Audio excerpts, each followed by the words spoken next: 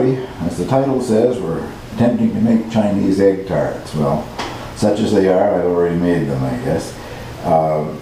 One of my subscribers asked for the video link to the video of the little tarts that are in that introduction to all of my videos. And I went looking for it actually and discovered that I had never made a video of making Chinese egg tarts. So I thought I would do this. The recipe is from allrecipes.com, and I put a link below to answer a couple of questions that will come up from what I'm doing later on. Yes, making the crust up over the top of the little mold does make it much easier to unmold. And I have managed to make 3 dozen of them. I had crust enough for 3 dozen with the recipe, and I have enough batter to make another couple of dozen, I guess, but I think I will just bake that as in a buttered dish as a custard. Anyway, stay tuned, and what we're looking at now is how I made the Chinese egg tarts. Want me to try one? I'm tempted.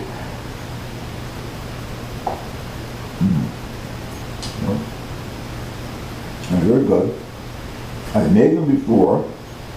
I never made the authentic crust. I always just used a pastry crust. But this sweet crust really adds to it. They're quite nice.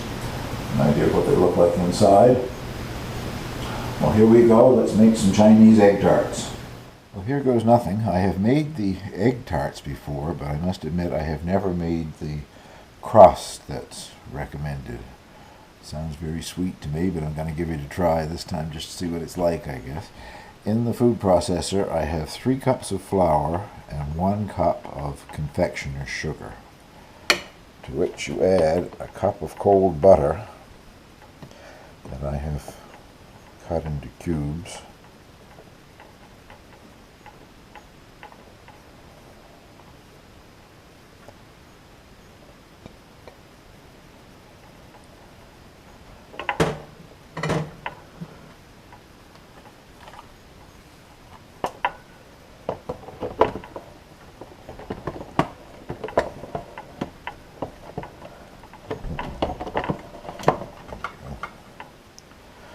And we'll pulse that and see what happens, I guess.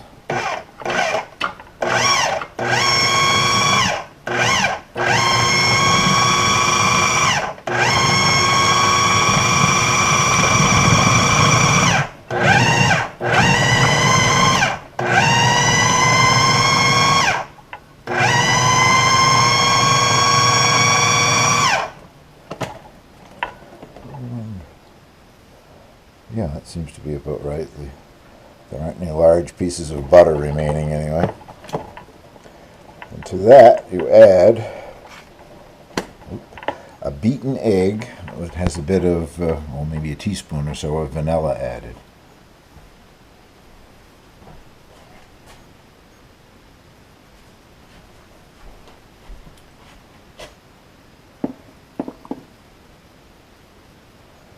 Egg and vanilla.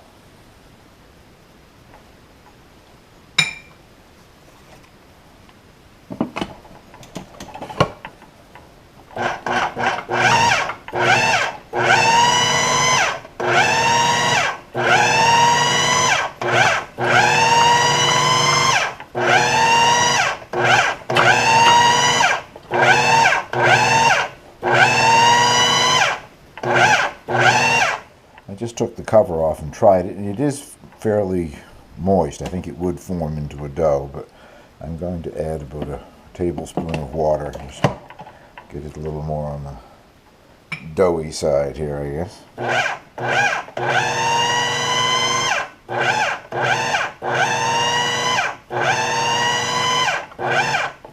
Now we'll take that over to the counter and see how it works out. I guess I didn't say, but the recipe for this is on one of my favorite websites, allrecipes.com, and I will put a link to it down below in the description section.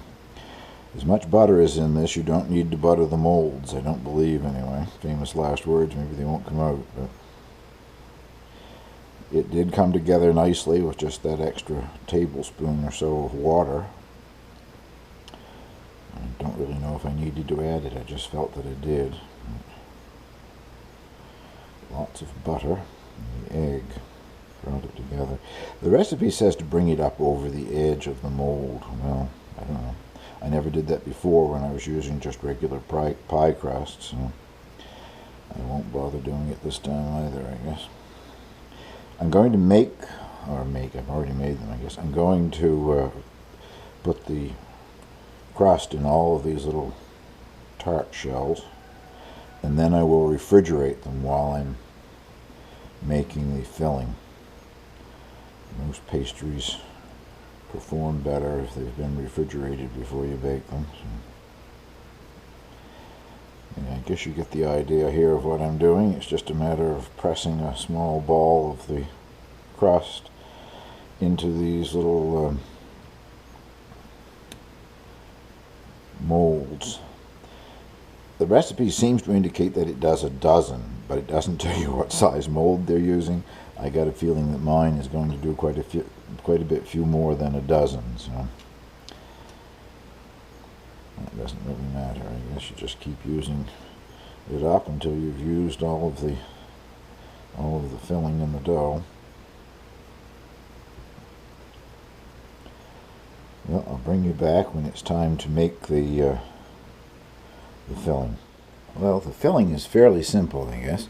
You begin with a simple syrup, which is 2/3 of a cup of white sugar and 1.5 cups of water that you bring to a boil and then completely cool to room temperature, and that's already in the bowl. To that you add a cup of condensed milk. I'm using the Carnation brand condensed milk, and looking kind of brown because you also add a dash of vanilla, and I have put that in with the milk.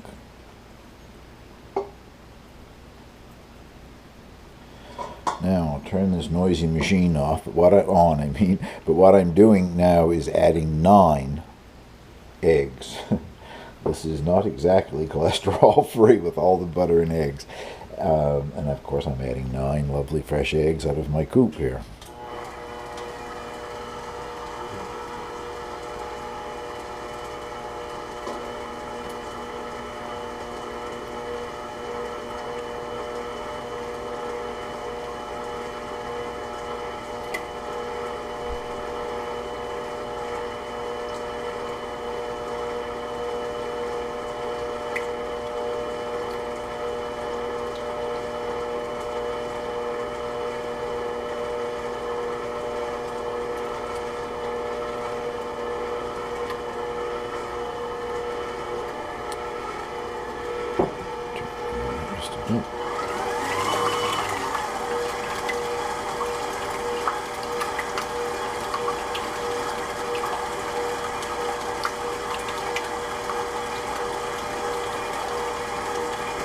Well, I've rinsed out the large measuring cup thing and the small one because I'm going to be using them both in the rest of the process here. I keep forgetting to apologize for the first clip, which probably had a foggy, sort of mysterious look to it. I managed to get a big butter greasy fingerprint on the, not the lens of the camera, the GoPro, but on the case, the lens that the GoPro shoots through, which thankfully doesn't destroy the camera because you can just take Windex to the camera case and clean it off.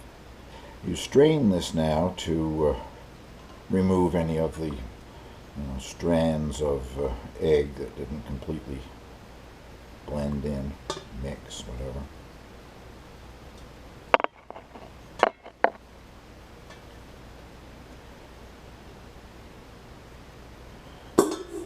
Now, to fill those refrigerated little tart shells, and I'm sure I have enough batter, enough to do 24, and probably enough crust as well, so we will see. Now, the oven has been preheating to 450 degrees.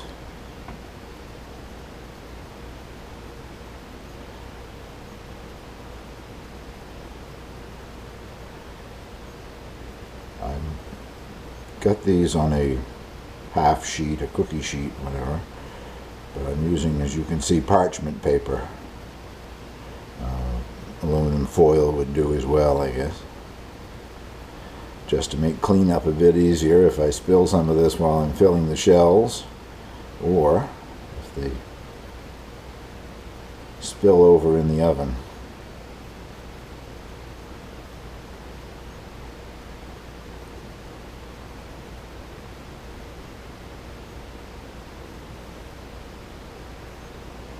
Well, that was interesting. I think I had about 3/4 of a cup and that filled 12 of them, so I probably got enough to do 3 or 4 dozen here. Anyway, they go now into a 450-degree oven, as I said, and it says for 15 to 20 minutes. Well, once again, that depends on the size of the tart shell that you're using. These are pretty small, and when they come out, I'll let you know how long they were in there, but I'm thinking 15 minutes max and maybe a bit less. Well, I did 15 minutes, and I think maybe 13 or so might have been a little bit better, although the tops are just starting to get brown, but there's so much sugar in that crust that it's scorching around the edge. Anyway, I will bring you back once I have finished and see what the final count is on these things. I have to wait for these to cool now before I can take them out of the mold. Well, it only took a few minutes for them to cool enough to unmold them, so that wasn't too bad. I believe, though, I understand why they say to put enough crust in that it goes up above the mold a bit. I suspect that would make it easier to unmold them, because some of these might have boiled over a bit and gone down in, between the crust and the mold. Anyway, they all came out quite well, I think. So that's the first dozen done. With the second dozen, I'm going to try to use a little more crust and put it higher up on the mold. This batch, because the crust is a little higher, it held more of the filling, and they've been in for 17 and a half, almost 18 minutes. Here, lights flashing. Must be another thunder and lightning storm in the area, I guess. But I wanted you to see how they deflate after they come out. The photograph in my introduction to all of my videos shows a photograph of them just as they come out of the oven, and they are sort of puffed up over the top, but as they cool, that settles away. I'm thinking these will come out of the shells, out of the little tart shells, much easier. So we will see.